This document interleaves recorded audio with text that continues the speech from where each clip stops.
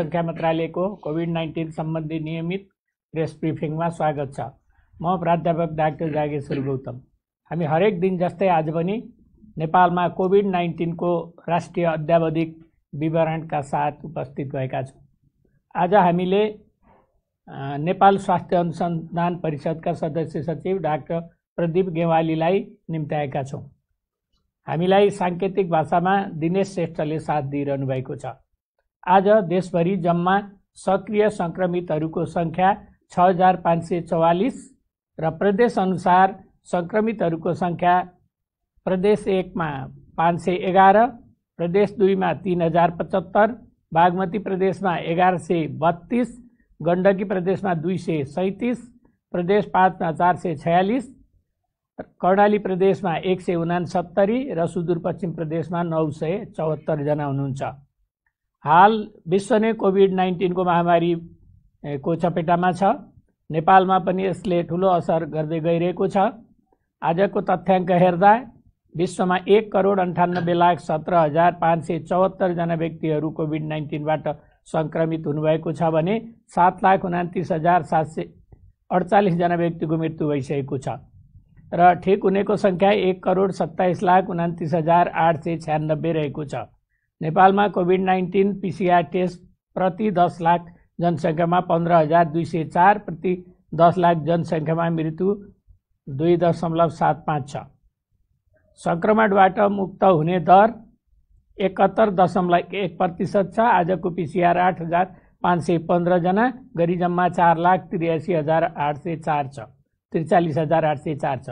क्वारेन्टिनमा रहनुभएका व्यक्तिहरूको संख्या 11,038 रहेको छ। कोभिड-19 संक्रमण मुक्त भई 24 घण्टामा डिस्चार्ज हुनुहुनेहरूमा 40 जना र आजसम्म डिस्चार्ज हुनुहुने 16,353 हुनुहुन्छ। संक्रमितहरू निको भई घर फर्किसक्नु भएको छ। उहाँहरूको उपचार तथा हेरचाहमा अहोरात्र खटिनुभएका चिकित्सक, नर्सिङ स्टाफ, अन्य स्वास्थ्यकर्मी तथा अन्य सहयोगी शुभेच्छुकहरूलाई हार्दिक धन्यवाद दिन चाहन्छौँ। र हामीलाई 2वटा कल सेन्टरबाट 805 व्यक्तिले कल गर्नुभएको छ। नेपाल सरकार स्वास्थ्य तथा जनसङ्ख्या मन्त्रालयको मोबाइल एप हाम्रो स्वास्थ्य डाउनलोड गर्नेको संख्या पनि 1,66,280 रहेको छ। र अब म कोभिड-19 संक्रमितहरूको चाहिँ प्रयोगशाला परीक्षणको विवरण प्रस्तुत गर्न गइरहेको छु। बीपी कोइराला स्वास्थ्य विज्ञान प्रतिष्ठान धरान प्रयोगशालामा सुनसरीका 3 जना, कोशी अस्पताल विराटनगर प्रयोगशालामा सिराहाका 4 जना र मोरङका 28 जना, प्रादेशिक जनस्वास्थ्य प्रयोगशाला विराटनगरमा झापाका 4 जना र सुनसरीका 3 जना, गजेन्द्र नारायण सिंह अस्पताल राजविराज प्रयोगशालामा सप्तरीका 15 जना, प्रादेशिक जनस्वास्थ्य प्रयोगशाला जनकपुर धाममा धनुषाका 35, महोत्तरीका 15, रौतहटका 1, सप्तरीका 2, सर्लाहीका 2 र सिन्धुलीका 1 जना हुनुहुन्छ। नारायणी अस्पताल वीरगञ्ज प्रयोगशालामा बाराका 3 जना, सर्लाहीका 1 जना र पर्साका 71 जना हुनुहुन्छ। राष्ट्रिय जनस्वास्थ्य प्रयोगशाला टेकुमा काठमाडौँका 44 जना, ललितपुरका 1 जना र नुवाकोटका 3 जना हुनुहुन्छ। शुक्रराज ट्रपिकल तथा सरुवा रोग अस्पताल प्रयोगशालामा धनुषाका 1 जना, काठमाडौँका 18 जना, यसैगरी भरतपुर अस्पताल प्रयोगशालामा चितवनका 7 जना र नवलपरासी पूर्वका 1 जना, पाटन अस्पताल ललितपुर प्रयोगशालामा काठमाडौँका 5 जना र धनुषाका 1 जना, वीर अस्पताल काठमाडौँमा बाराका 1 जना, रामेछापका 1 जना र सिन्धुपाल्चोकका 1 जना, स्टार अस्पताल प्रयोगशाला सानेपामा काठमाडौँका 13 जना, ललितपुरका 1 जना र सर्लाहीका 1 जना हुनुहुन्छ। ह्याम्स हस्पिटल प्रयोगशालामा काठमाडौँका 8 जना, नेपाल कोरिया मैत्री अस्पताल मा धादिङका 1 जना, काठमाडौँका 1 जना, नवलपरासी पूर्वका 1 जना र पर्साका 2 जना हुनुहुन्छ।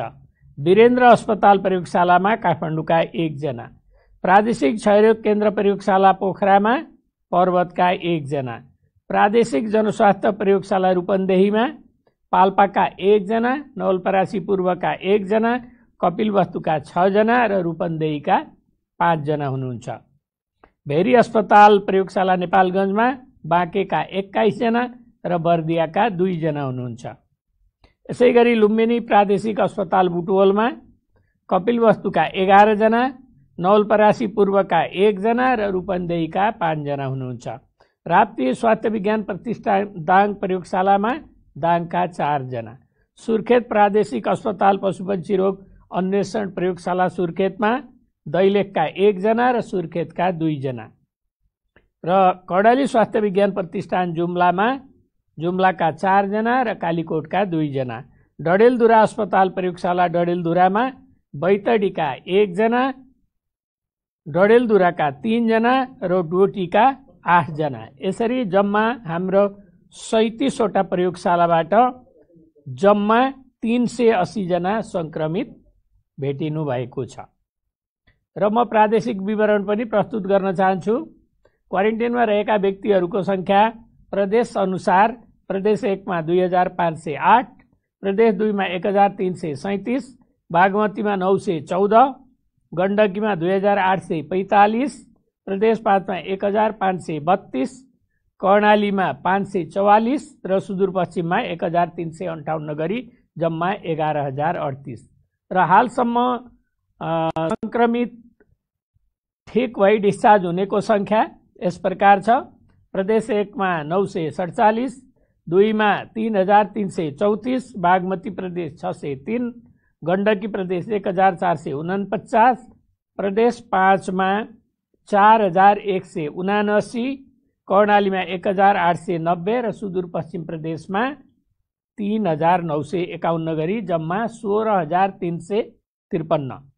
जिल्लागत रूपमा 500 भन्दा बढी संक्रमित सक्रिय संक्रमितहरू रहेका जिल्लाहरू 4 वटा छन्: पर्सा, रौतहट, महोत्तरी र काठमाडौँ। र संक्रमितहरू शून्य भएका संक्रमित नभएका जिल्लाहरू चाहिँ 7 वटा छन्: खोटाङ, धनकुटा, सङ्खुवासभा, मनाङ, मुस्ताङ, डोल्पा र हुम्ला। र यसपछि नेपाल स्वास्थ्य अनुसन्धान परिषदका सदस्य सचिव डाक्टर प्रदीप गेवालीले आफ्नो प्रस्तुत गर्न गइरहनु भएको छ। नमस्कार सबैजनालाई। आज म नेपाल स्वास्थ्य अनुसन्धान परिषदले भर्खरै सम्पन्न गरेको जनस्वास्थ्यसँग सम्बन्धित मापदण्डको जुन नेपाल सरकारले अवधारणा चाहिँ पत्र बनाएको छ, त्यसको आधारमा रहेर गरेको एउटा निष्कर्ष निस्केको छ। त्यो रिजल्ट बारेमा सुनाउन चाहन्छु।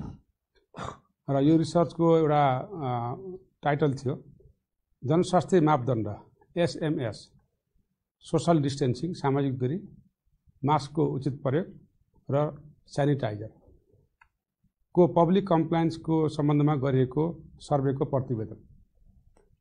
नेपाल सरकार स्वास्थ्य जनसङ्ख्या मन्त्रालयको मन्त्री स्तरको निर्णयबाट कार्यान्वयन गर्नु भनी 2070 4/7 गते पत्राचार भए अनुरूप जनस्वास्थ्यका मापदण्ड SMS, सामाजिक दूरी, मास्कको प्रयोग र सेनिटाइजर र साबुनको प्रयोग सम्बन्धी अनुसन्धान गरी रिपोर्ट तयार गरिएको छ।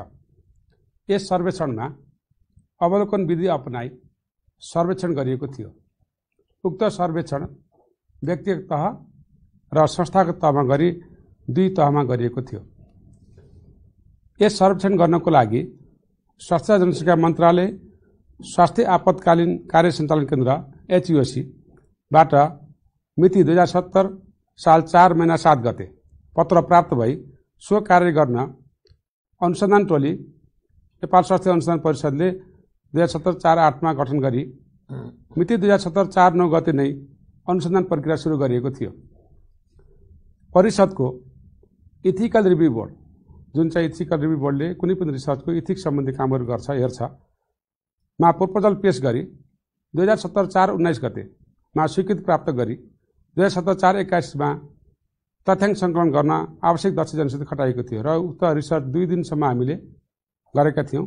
सो सम्बन्धमा प्राप्त भएको तथ्याङ्कलाई विश्लेषण गरी सोको अन्तिम प्रतिवेदन स्वास्थ्य जनसङ्ख्या मन्त्रालयमा मिति 2017 4/25 गते पेश गरिएको थियो।